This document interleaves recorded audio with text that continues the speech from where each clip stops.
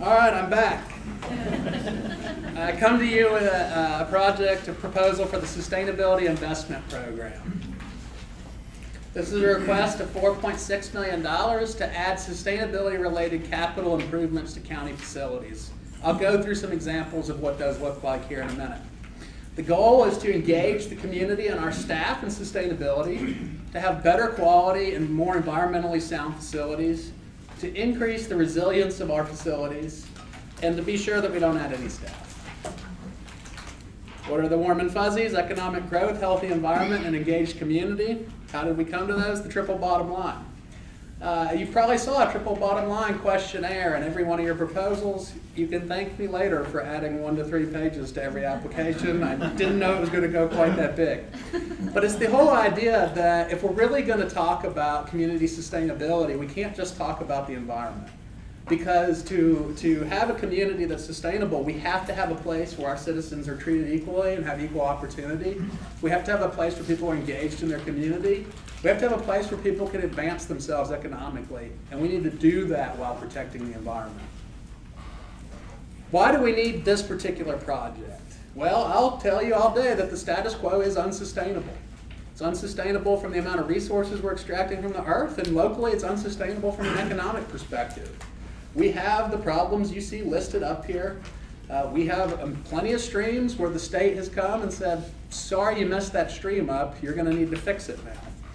And we have aging infrastructure that just compounds all of these problems. I'm sure y'all are a little tired of hearing about that by now. So why this project? Well, it's going to take investment. To fix the challenges of the past means that we've got to do projects today, and those tend to not be that cheap.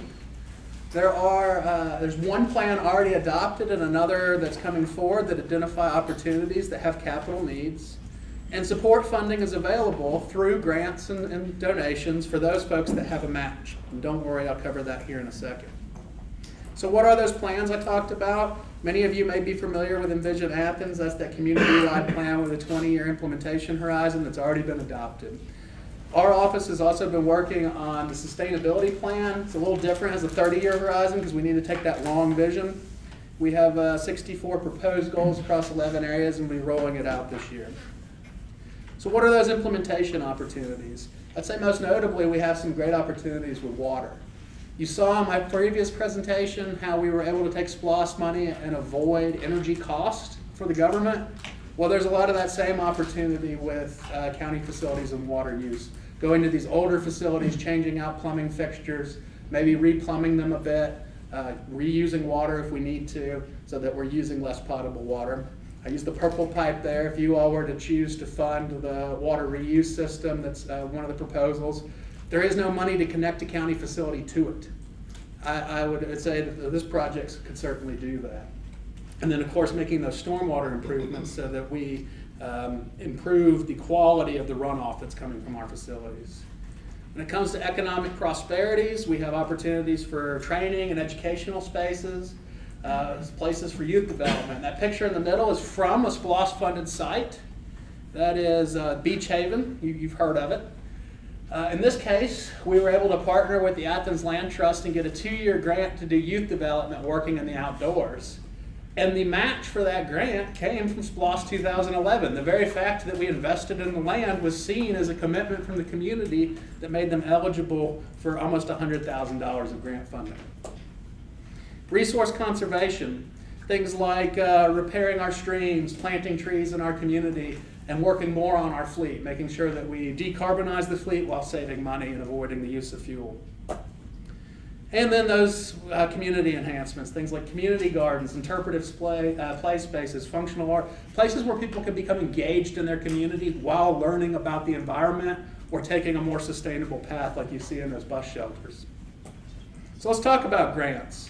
Our office has been around for 18 months. In those 18 months, we've pulled in almost $800,000 in grants. You can see we're a little slow out of the gate. It took us a minute. That's because you have to write grants. You have to secure these grants. But you can see FY19, the year we're in now, we've secured almost $400,000, and we already have grants on the books for FY20 and FY21. I anticipate that those orange bars would continue to grow over the coming years. Most of the places that I am able to secure grants I'm leveraging some kind of SPLOST investment. And we do not have SPLOST investment specifically for sustainability outcomes, so we have to be creative in how we approach that. Why SPLOST funding? It's a big investment. These efforts are going to take some time, and currently, under our SPLOST and capital models, when it's time to build a judicial center or a parking lot or whatever you will, we sit down and we say, what must happen in this project? Well, we need a parking lot, okay? What should happen in this project? What would we like to see? So we kind of prioritize. Well, maybe it needs bigger street trees, or it needs a car charging station, or it needs better stormwater, or it needs to be in a location that serves more adjacent businesses. Well, those things all cost money. And at the end of the day, Keith, unfortunately for him, has to remind everybody of budgets. And so the more sustainable outcomes are commonly not fully funded because they don't have a designated source. So this is an opportunity to, again, mix and match a little bit of funding to enhance the outcomes. Community planning efforts have big capital needs. So in the draft sustainability plan, there's over 100 actions proposed that require some kind of capital budget support. Having an allocation from SPLOST would automatically mean that we can start checking those things off the list and implementing them. And traditional capital budgeting is reactive, not proactive. So right now, like I said, we have capital budgets for landscape improvements, we have capital budgets for renewable energy. But if I have a grant that comes up for water conservation, I don't have a capital budget for water conservation. And it would take me 18 months to get one.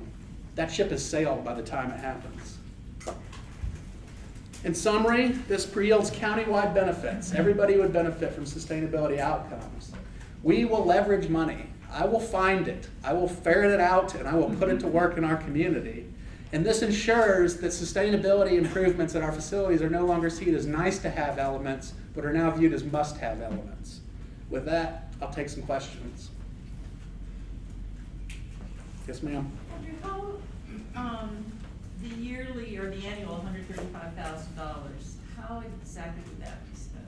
You talking about the operating impact? It all depends on what things are put in the ground. So some things have an operational savings, water conservation fixtures being one of those. Some things have operating impact, stormwater improvements being an example. If you were to put in a rain garden at a facility, you've got to have the maintenance staff to take care of it.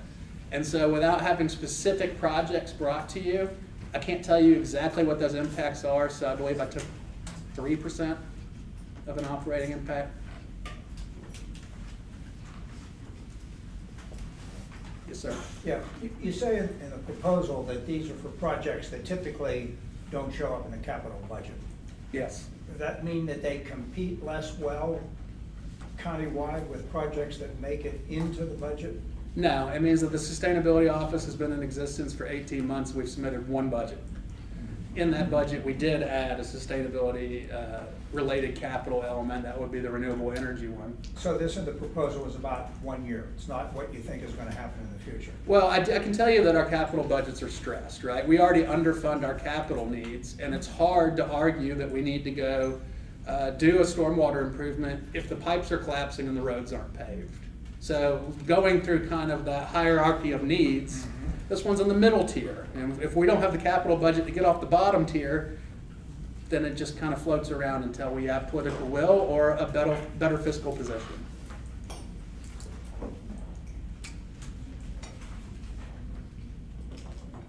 Other questions? Thank you.